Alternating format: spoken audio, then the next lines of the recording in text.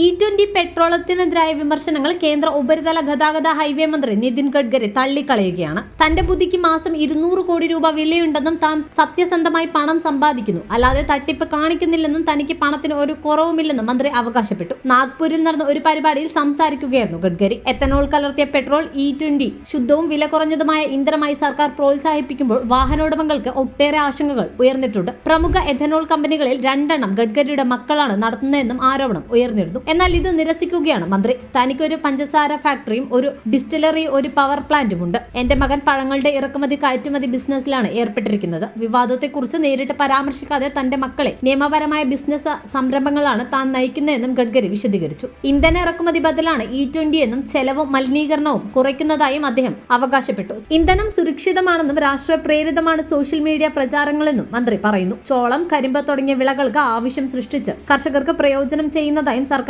വാദിക്കുന്നുണ്ട്.